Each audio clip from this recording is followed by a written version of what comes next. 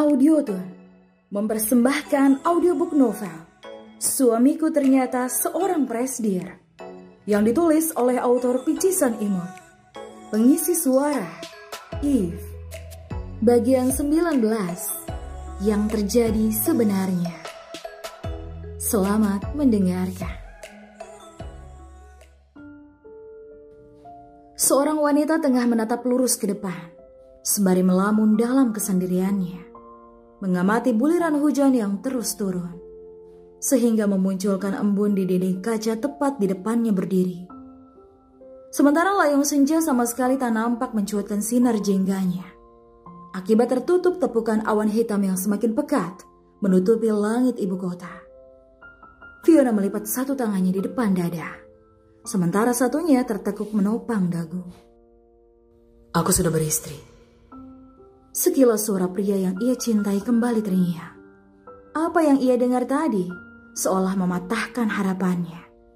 Sedikit tak percaya dengan apa yang Leon tuturkan, karena ia yakin selama ini mantan kekasihnya itu pasti masih menyimpan rasa untuknya, sehingga membuatnya merasa jika Leon tengah berbual saat itu demi bisa menghindari dirinya.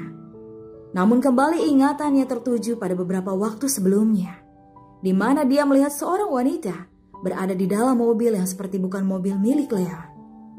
Flashback. Leon masih menatap tak percaya saat melihat Fiona berdiri di hadapannya. Gadis itu meraih tangan Leon yang saat itu juga ditepisnya. Apa yang kau lakukan di sini? Aku tadi sempat berpikir itu bukan kau saat melihatmu tadi, tapi ternyata benar kau. Fiona tersenyum senang seraya memeluk Leonard. Di saat yang sama, mata Fiona menyipit. Dia melihat seorang gadis di dalam mobil yang berada di belakang Leon. Lepaskan aku. Leon melepaskan kedua tangan Fiona dengan paksa. Dia siapa, Leon? Dan ini bukan mobilmu, kan? Pergilah, aku tak perlu menjawab itu. Hendaknya dia melenggang pergi meninggalkan gadis itu. Namun lengannya sudah ditahan oleh Fiona. Leon, sungguh aku merindukanmu. Kita bicara baik-baik ya. Aku akan menjelaskan semuanya tentang hubunganku dengan Derry. Aku rasa itu tidak perlu. Aku sudah tidak peduli lagi. Leon, kumohon. Aku hanya mencintaimu. Ucapnya masih menahan lengan kekar itu. Sementara Leon hanya geleng-geleng kepala, berusaha melepaskan diri. Karena baginya, apapun yang akan dikatakan Fiona sudah tidak ada gunanya. Semua karena kepercayaannya sudah terpatahkan. Leon, ayo kita bicara. Kumohon. Aku tidak bisa. Baiklah, aku akan menemui Tuan Baskara dan memintanya untuk menikahkan kita secepatnya. Leon pun menoleh. Hei, kenapa tiba-tiba kau bawa-bawa nama ayahku? Fiona tersenyum. Tangannya mulai menyentuh dada bidang Leonard. Kau tidak tahu jika ayahmu menginginkanku menjadi menantunya. Mata Leon membulat. Ia lantas menarik lengan Vio dan membawanya menjauh, tepat di dekat mobil Fiona. Sementara hujan sudah semakin deras, lengan yang basah pun sudah tidak dipedulikan. Jangan bicara omong kosong. Aku tahu ini pasti akal-akalmu saja, kan? Fiona tersenyum, lalu menyentuh dada Leon dengan kedua tangannya. Aku tidak mungkin berani berbicara omong kosong padamu, Presiden Leonard. Itu faktanya. Kau bisa hubungi ayahmu sendiri dan tanyakan soal itu. Jika kau tak percaya. Leon menepis kedua tangan itu. Aku tidak mungkin kembali, apalagi menikah denganmu, karena aku sudah beristri. Sedikit terpaku Fiona menatap tak percaya ke arah Leon, kemudian tertawa. Kau bohong. Kau pasti tengah bercanda kan, darling? Kau tidak bisa membodohiku. Fiona hendak memeluk lagi, namun tangan Leon sudah menahannya. Aku serius. Apa? Aku sudah menikahi seorang gadis, dan dia gadis yang sangat kucintai. Leon menunjuk ke arah mobil yang ditunggangi Leon. Terdiam, kepalanya mulai memutar mengarah ke samping kanannya. Ia melihat gadis sederhana duduk di dalam mobil itu sembari menunduk. Fiona menggeleng pelan, lalu kembali terkekeh. Kau mengakui seorang yang berpenampilan pembantu sebagai istri. Lucu, sangat lucu. Dia bukan pembantu. Dia istriku, Fiona. Leon, Aku berkata jujur. Dia memang istriku, jadi berhentilah mengharapkanku untuk kembali. Hanya mengatakan itu sebagai penutup.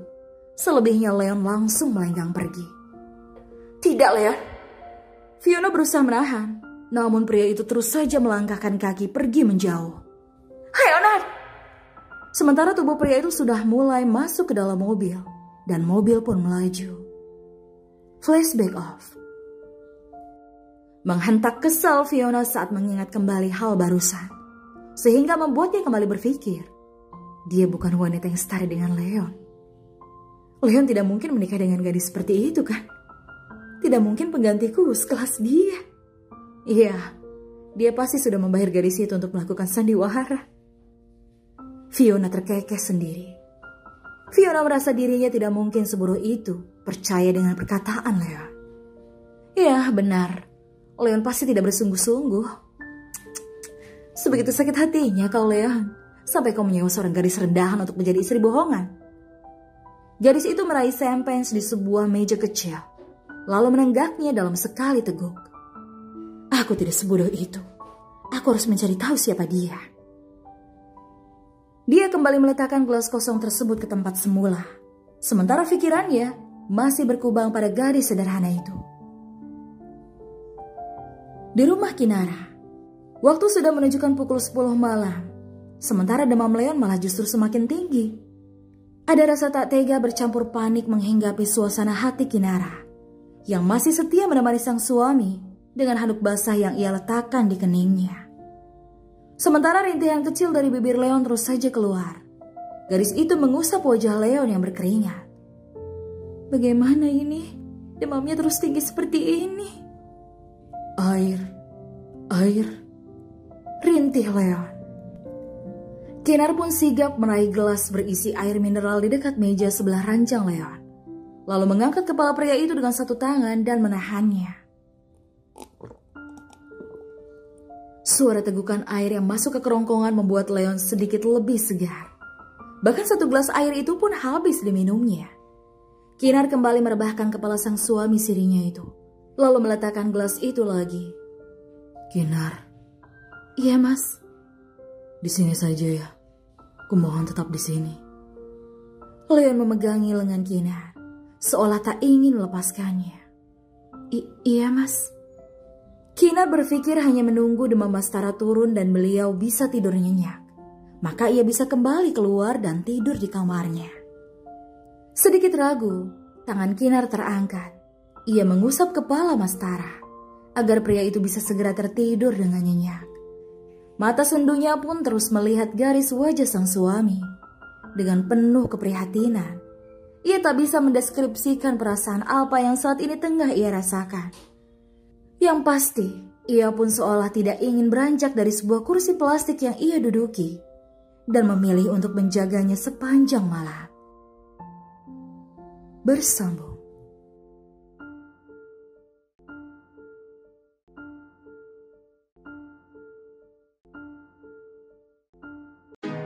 Kalau kamu mau dengar audiobook lebih banyak dan gratis, segera download Audiotune.